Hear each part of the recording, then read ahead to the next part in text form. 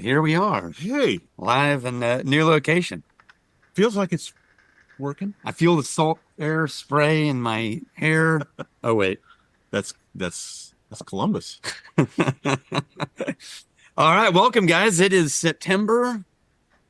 It's September, right? This is the September edition. Okay, this is the September I edition. And I think we've got more attendees hanging out with us this time I, than we normally I do. didn't know it was a jacket day. I always wait to tell you so I look better I dressed. see how this is. Yeah. Okay. All right. All the Wizard Academy alum are crazy about a sharp dressed man. Maybe That's how the song goes. I'll go put my robe on. Yeah. Oh, you can't hear. Who can't hear? Us? Kevin, can you not hear at all? Or can anybody not hear? Okay, we're all We've good. got some thumbs up. Okay. We like that. Okay, so Kevin, it's just you. It's like, We had some interesting questions. We got a couple ads to hear. okay, let's go It'll be for it. fun. And Paul, if you've got the questions, we'll rock right into that. Hello. Okay, let me move this chat option over. Okay, so shrink that. The Frank and Maven team has been working with a fiber internet company in rural Arkansas that promises blazing fast internet for homestead in the middle of nowhere. That's nice. Mhm. We're 4 months into updating their Radio Creative Monthly, and I've attached a few of the ads below. Okay. What's something that's fast? What's something with speed? Cheetahs, bullets, lightning bolts? How about cheetah shooting bullets made of lightning bolts? That's not even fast. You want to see fast? I'm about to change your life. Next high-speed internet. I'm going to say it again. Next high-speed internet. Blazing fast fiber internet at 1,000 megabits per second. It's not just for the big city bigwigs with fancy gigs and oil rigs. Next high-speed internet is for you. Even if you need a treasure map, a compass, a shovel, and an answer to an old man's riddle just to get directions to your place, Next high-speed internet can bring zippity fast internet to your home. Go to mynextfiber.com to see how easy it is to get high-speed internet in your neck of the woods. Go to mynextfiber.com for a whole new world of streaming, gaming, and video calling. mynextfiber.com. We'll see you there. Welcome to the party. Want to play a game? Want to watch a movie? Want to work from home without putting on pants? Too bad your Wi-Fi can't handle the heat. You might as well string up a couple of tin cans and try to FaceTime your family with it. Quit fooling around and get yourself some real internet. I'm talking about Next high-speed internet. Speed of light, gigabyte, day or night, and you can get it right now at your house. Yes, even where you live. Wait, you live where? Way out there? We don't care. We're already in your area. The reason you haven't seen the neighbors in weeks. They're on season 3 of Yellowstone and they're not leaving the house anytime soon. That's the power of Next high-speed internet. You can get it for yourself at mynextfiber.com. See how fiber optic internet will change your life forever at mynextfiber.com. We'll see you there. It's really, really fast. Oh my God. Does the fast-talking nature of the ad No, back? Not at all. no, change literally nothing. Yeah. That is a flawless execution. I can't believe you got them on board with that. Mm-hmm. That usually that kind of thing is, especially with a company big enough to provide large infrastructure services, people get real nervous about that. Flawless. And for those of us old enough, it brings back memories of the FedEx ads when they first started. So it touches sort of a nostalgia nerve, and the writing is great. Like you hit the big city. I can't remember what the phrase was, but those big city people in there. Yeah, it's exactly the kind of language you need. Even if you need a wizard's clue or something, that they get to your house. Look, I want to hear that ad like a dozen times because I feel like you went so fast. I missed some really funny punchlines. And that's a great thing to have an ad do. Yes, Right. I all that I need. Okay, what's the second question? Okay, they've discussed changing up the narrator in the future. Nope, don't. Unless you get like to the third quarter, and if you do a mom one, I would just have them interrupt the high speed and then be like, "I don't think anyone can understand you." Yeah, I mean, and the mom talks normal. So the only way that you change the narrator is that if you change the voice of the narrator too, and then have the other guy come back and he's like, "What do you mean? This is just how I talk." Yeah, and I think if you're going to do it, I wouldn't commit to it until you found the mom or the kid that could deliver it in that way. Yeah, right. It's got to be the right combination of caring, but like, hey, we're trying to get a message across here, and I feel like you're moving so quickly, no one's hearing you. Yeah. But yeah, if you bring in, don't change, don't deliver the same style of copy. You just created a character. This character is this fast-talking, random analogy, hilarious punchline, a little edgy, can't slow down because he's on high-speed internet. Yeah. If you introduce any other characters, they can't deliver the high-speed ad like that. They have to be a total alteration in voice. Yeah. Just so you know. And I think you could actually build your brand Bible around the traits of if these are the first two ads, it's always going to be fast talking. It's always going to be rural versus city. It's right. You make that list, and then as long as you adhere to it, they are always going to feel like they're part of the same campaign. Yeah. But what I need from you is to email me these ads so that I can use them in class. We have. Oh, that's right. You did send them to us. I have them. Never mind. Thanks. That's how this works. Okay, let's see what's next. I have a client, Rosa. I have a client that has no knowledge, experience, or education in ad writing and is not creative. Oh, but they think they are. Oh, yeah. They run a family-owned body shop repair business, and they always want to pick apart the ads. They talk about other body shop ads they heard on our station being great. And we work on making their ads equally great without copying them, but then they distrust us and they don't let the writers do their job. Yeah, well, okay, good. Their ad writer who works for us, right? How do you recommend I speak to this type of client without saying you stick to your Stay in your lane, Bubba. Yeah. Dave, how have you handled that? Well, I think the thing to do here, and we've talked about this before, is you obviously don't want to tell them to stay in their lane. Yeah, because that's not everybody loves hearing that. So yeah. Piece of advice one: tell them to stay in their lane and find a new client. Yeah. Yeah, that really is the fastest route to this. Be willing to lose them, number one. But if that doesn't seem to be a good option, and you like the commissions, when you write an ad, when your writer writes an ad, do the same thing we just recommended. Come up with a copy Bible, right? These are the things the ads always will do. These are the things the ads will never do. Here's what the sound is going to be. And that should be way longer than an ad, right? That's probably 500 words and bullet lists of here's what the ads are always going to be. The client is never going to do that. The client's going to be uncreative from the seat of their pants. And then when you write a new ad for them, the copywriter that wrote the ad has to write something that's probably 3 times as long as the ad that says, here's why I made the choices I did. Here's why the opening line is this. Here's why the body is this.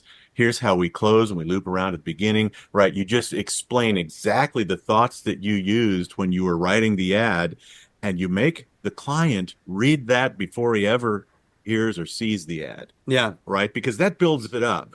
And then when they finally see it, they're like, oh, yeah, that all makes sense. And now I can't wait to hear what that sounds like. Yeah. Rosa, is that you that we're seeing on camera now finally? Like straight up? Okay. Hey, Rosa. Yes. Yeah. Hey. Hi. So I don't have anything to change that Dave said, but I'll give you an example of this. Last month, I had a client that I've been working with for 8 months. We spent 6 months with me doing probably 10 to 12 hours worth of interviews over 6 months with every single person involved in the business that needed to have a voice and be represented. And I wrote a 40-page brand Bible it's not 40 pages of small print. It's like a 40 PowerPoint presentation. Slides, yeah. It's like 40 slides. Sure. But what it said was, here's who you are. Here's what you care about. Here's how you view the world. Here's why that matters. Here's why what you're doing matters and why you think it matters. And then I sat down and said, do you feel like this represents you? And they were like, yeah, man, you got it. This is us. And I went, great. This is what I'm going to use to write ads. And then I started writing ads. And the first ad that I wrote, I took the ad and I literally color coded every sentence. And then at the bottom of it, I put a color coded key that said, here's why I wrote this sentence with this wording, and here's what that sentence is accomplishing. Next color, blue. Here's why there's like 7 different colors in the ad. And then on the bottom, there was 7 different colored keys that said, here's what we're accomplishing with this piece. Here's what we're doing with this piece. And then I sent them that, right? Yeah. Now, I say that to say 2 weeks later, after I've been working with them 6 months, they hired a new director of marketing, and without talking to me, and then I saw an ad come out in a magazine that was not mine, and it turns out he had altered the ad to something he thought was more effective. Yeah, off the seat of his pants, right? It wasn't. Yeah, experience. Yeah, it was truly terrible. Yeah. And I called him immediately, and I was like, "Hey," and we sort of went head to head for a little bit. I got that situation calmed down. But then I realized I hadn't given him any of the prep that I had given the company. So I had a meeting with him. I was like, look, I need you to understand what we're trying to accomplish here. And so I spent 2 hours with him on Zoom and I walked him through everything I'd been building for the company for 6 months. Now, when we finished that, he was like, oh my God, now I understand why that ad you handed me was a thing. Right. Yeah. And now he's not touched anything that I've done since, and he regularly calls me and asks, like, what should he do? So, But you don't have time to do that level because Yeah. these aren't your like agency clients. You're just writing ad copy. There's some version of that. question is, are they a long-term client, or is this something that you're just trying to get off the ground? They committed last year to an annual. And then as I'm going through the progression of freshening up creative, we hit that roadblock. We get a really good one after so long. So then as soon as I get it on the air, I'm like, let's work on the next one, and I start working and it's just no, no, no, no, no. They keep picking it apart. So then because we don't have a new fresh creative, they're like, well, should we pause? It's difficult, right? To keep going with them. So I feel like I'm getting from you guys, there's a lot of education up front that needs to be implemented. And I need to spend most of my time explaining the process and why we're doing what we're doing. I am doing that, but probably not I would enough be time. careful, and I'm not pushing back. I agree with you completely. I'm gonna push back on the words you're using. Just probably not the intent. Be careful about the idea of educating the customer, right? And because they will feel like they're being educated, right? As if it's approached from trying to hear and understand them better. And it feels so cheesy to me. Maybe it's not cheesy, but to me it feels cheesy, but it's the exact same thing as like if you learn in marriage counseling, active listening. I think it's like what I'm hearing you say is that you do this because this, and this. Got it. Yeah. Right? What we're trying to accomplish with this is to give voice to that thing you said you cared. You see what I mean? And as opposed to when we write ads, here's what we try to accomplish. Yeah, I wouldn't try to not here's what we're trying to accomplish when we're doing this. Is just no, here's what we did when we wrote this ad. Yeah, right. And just keep focused on the one ad at a time. But because and maybe link this that thing into you care about, and maybe link that into an overall campaign strategy, right? So that we say, look, we don't want to reinvent the wheel each time. You don't want to have just some crazy new creative idea in September that doesn't fit all the things that you've been doing the last 6 months. Then you start over and building awareness. You're really you are just starting over. So all helpful. Yes, very helpful. Okay. I appreciate it. Thank you. Right. Good. Thank you for being here. Yeah. Thanks. What is our next question? Good day, wizards. Hello, Kevin. Hello, Kevin.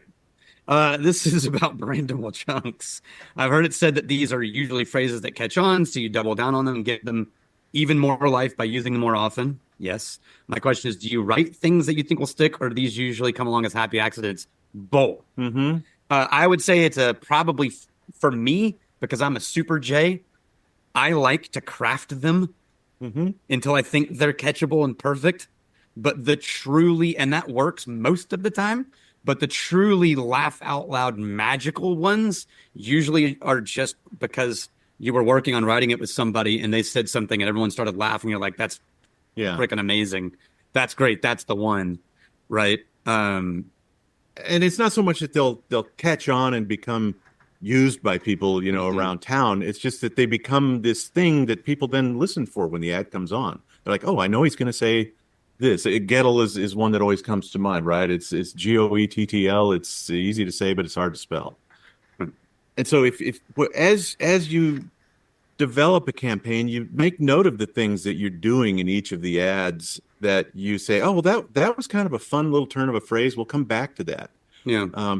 But also remember that things like jingles or just some kind of a sound effect can be a part of that brandable chunk as well. And it's just something that's familiar. It's something that lets us know, oh, this is that ad. This is those guys.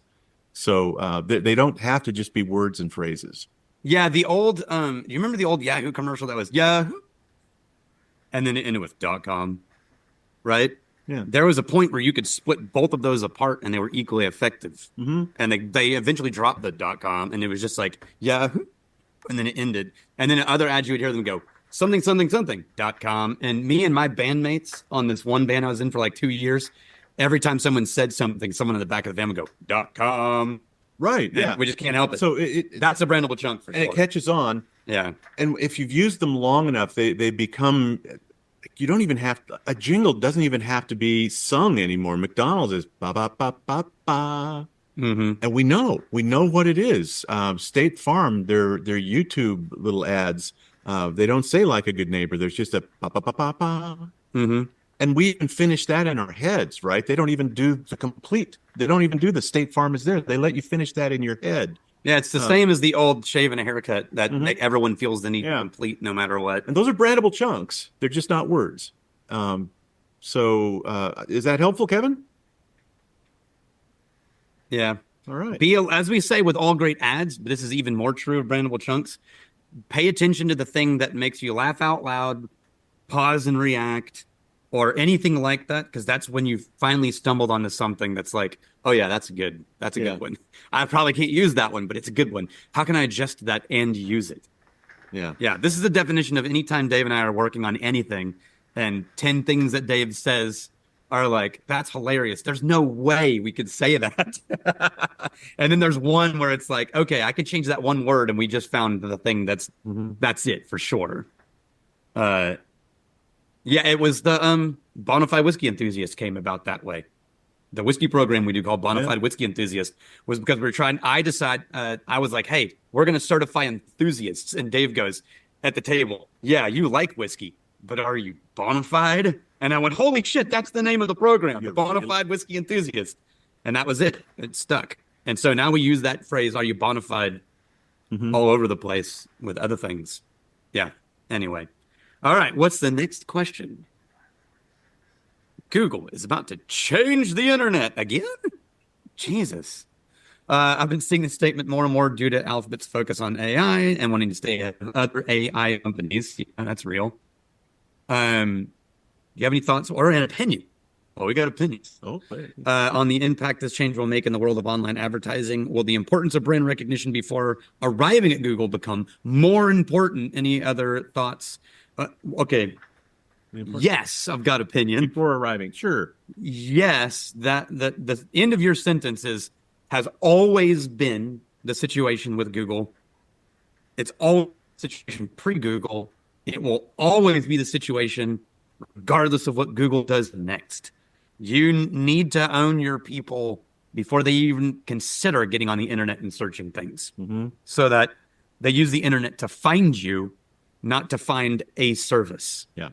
Now, if we want to answer the question as asked, practically speaking, about Google, no idea. I can tell you right now from what I've read, you know how they did search results, and you could change your SEO and you could get to the front page, and then they eventually fixed it where all they were rewarding on the front page was original content, and you couldn't game the system anymore. You had to create content that people, when they clicked on it, they stayed, they found it engaging, they read. And so then the value battle became that. And then they initiated snippets, like an excerpt from someone's website that hopefully answers the question for you.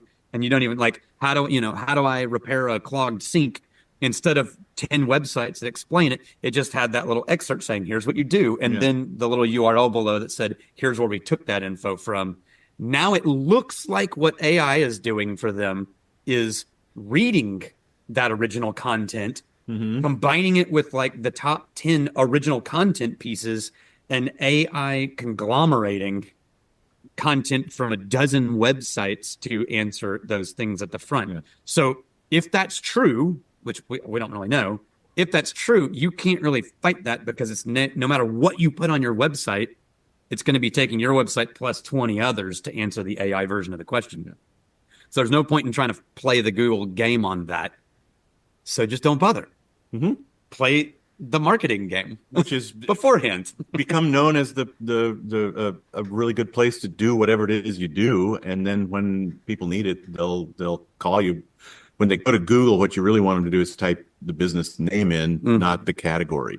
Right. And so I tell plumbers all the time, like, there's no ad you can write that makes a plumber need, that makes a consumer need a plumber today, right? There's no ad I can hear that makes me want to call a plumber if I don't need a plumber. Yeah. But there are plenty of ads that would make me remember the name of a plumber When you need when I one. need one.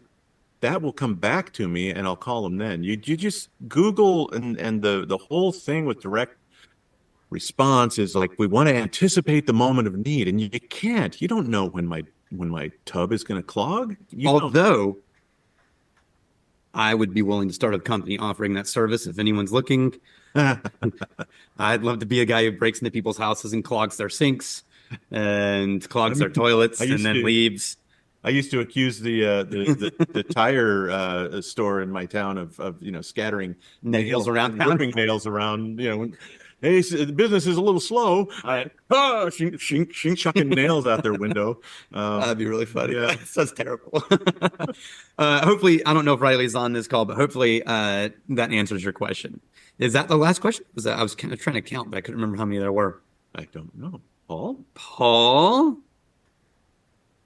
No, Paul? Can't really see everybody in our thing.